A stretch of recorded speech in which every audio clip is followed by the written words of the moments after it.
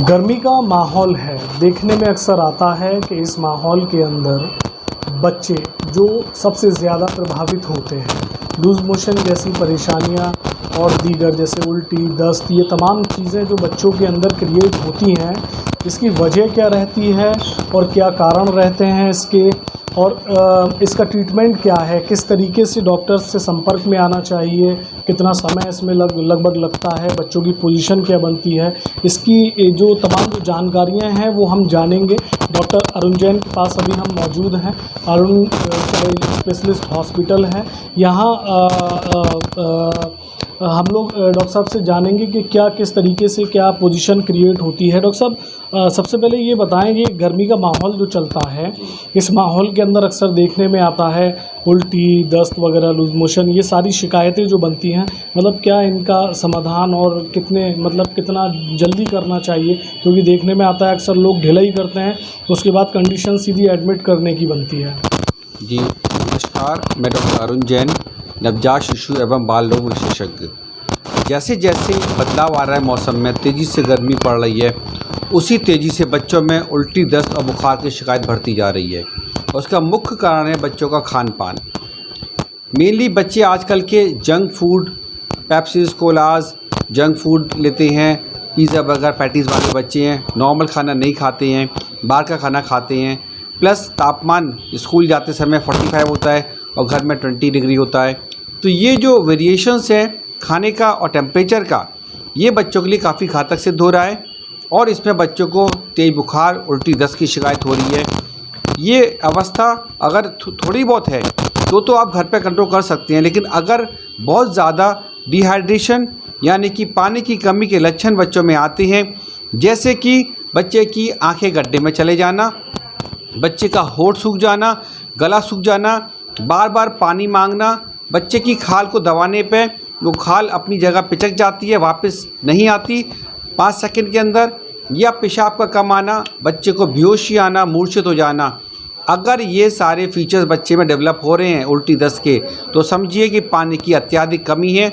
उसको तुरंत घर पे ORS का घोल जो बनाया आता है बाज़ार में, वो आप पिला सकते हैं, या फिर घर का बना हुआ नींबू की शिकंजी में नमक डाल के, नारियल पानी, छाछ, इस तरह के होम मेड रेमेडीज़ आप कर सकते हैं। अगर फिर भी बच्चे की हालत नहीं सुधर रही है, लगातार उल्टी कर रहा है और मूर्छित अवस्था में जा रहा है, अत्यधिक कमजोरी हो रही है, तो तुरंत अपनी डॉक्टर से सलाह लें और आपका बच्चा सुरक्षित रहेगा और पूरी गर्मी में अच्छे से उसको निकाल सकते हैं। साथ में हल्का हल्का व्यायाम बहुत ज़रूरी है ताकि उसकी पाचन शक्ति बढ़े और उसकी इम्यूनिटी पावर डेवलप हो।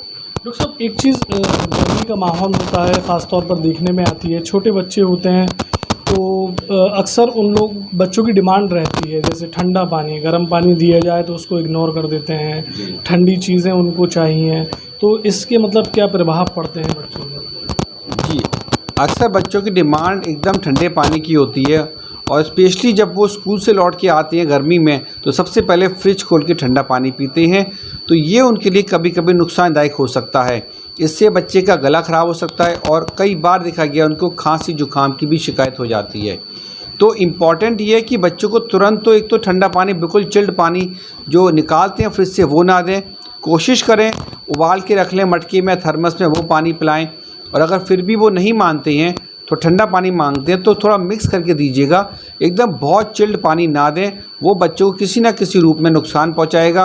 और स्पेशली जब बच्चे बहुत तेज़ धूप से घर में प्रवेश करते हैं तो पहले तो उन्हें थोड़ा सा रिलैक्स करने दें, उन्हें डायरेक्ट AC में लेके ना जाएं, डायरेक्ट ठंडा पानी ना दें, नॉर्मल पानी दें या थोड़ा ठंडा दें, और थोड़ा उनको नॉर्मल टेम्परेचर पे आ जाएं तब वो AC वाले कमरे मूव करें।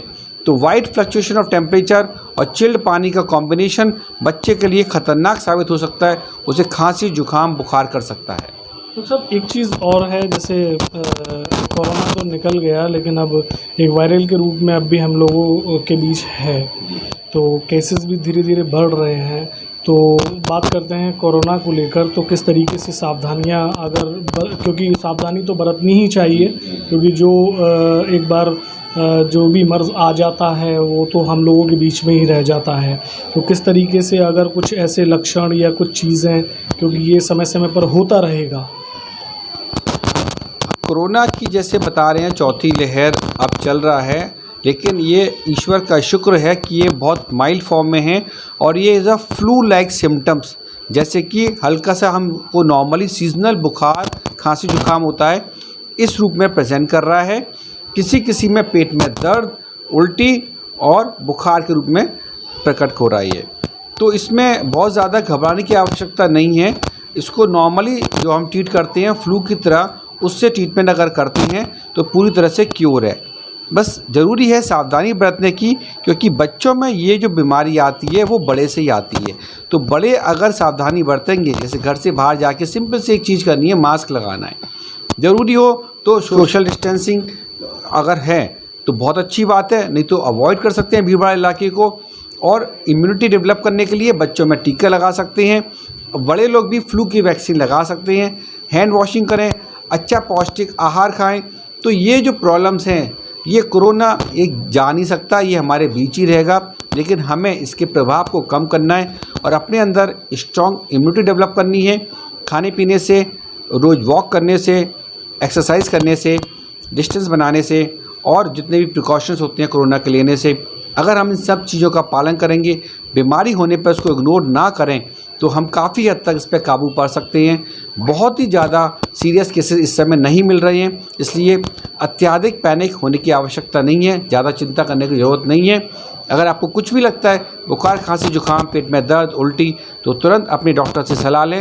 ये पूरी तरह से समय क्यूरेबल है और अच्छे से सब लोग रिकवर कर रहे हैं। डॉक्टर साहब, एक आखिरी सवाल, हम लोगों के माहौल के अंदर जंक फूड का बहुत ज़्यादा चलन चल गया है। अक्सर बच्चों को देखते हैं, अगर हम लोग घर के अंदर या किसी रेस्टोरेंट से ऐसे खाने के आइटम जो ठीक रहते हैं बच्चों के लिए, हम लोग जो समझते हैं लेकिन बच्चे नहीं समझ पाते, पिज़्ज़ा, पेटीज़, बर्गर, ये सारी चीज़ें, तो मतलब क्या इसके बारे में क्या कहेंगे जो उनके माता पिता हैं? हमारा नॉर्मल खाना है वो ही खाना है। वो ये समझते हैं कि पिज़्ज़ा, बर्गर, पैटीज़ और चाउमीन ही हमारा खाना है। तो ये कल्चर में कुछ हद तक, क्या ज़्यादातर माँ बाप का भी हाथ होता है। पहले शौक़ में शुरू होता है और धीरे धीरे उसकी आदत पड़ जाती है। तो कृपया करके इसको बिल्कुल ना दें। कभी कभी चलेगा, हफ्ते में 10 दिन में 15 दिन में एक बार दे दिया, वो भी बहुत ही नॉमिनल में, तो चलेगा, लेकिन नॉर्मली उसको आदत ना बनाएं। टिफ़िन्स में मैगी जैसी चीज़ें या नूडल्स जैसी चीज़ें ना दें। पराठा दें, फल दें, फ्रूट्स, सैलेड, दाल, चावल, रोटी, सब्जी, ये सब देंगे तो हमारे बच्चे स्वस्थ रहेंगे, हेल्दी रहेंगे, उनकी इम्यूनिटी पावर डेवलप होगी और वो बीमारी से अच्छे से लड़ सकते हैं। ठीक देखा आपने, जो प्रकृति के द्वारा चीज़ें हमें दी गई हैं उनकी तरफ माता पिता को ज़्यादा रुझान करना चाहिए। जो चीज़ें हम अपनी ज़िंदगी के अंदर इस्तेमाल किया करते थे, दाल, सब्जी, रोटी, फल, ये सारी चीज़ें कोशिश की जाए कि बच्चों को यही चीज़ें दी जाएं। जो फास्ट फूड हैं, जो आजकल का कल्चर बन चुके हैं, ये बच्चों के लिए सीधे तौर पर हानिकारक हैं। डॉक्टर साहब ने बहुत सारी चीज़ें समझाई, डॉक्टर साहब का बहुत बहुत शुक्रिया करेंगे और समय समय पर इस तरीके से आप लोगों को हम जागरूक करते रहेंगे। आगरा से राशिद हुसैन।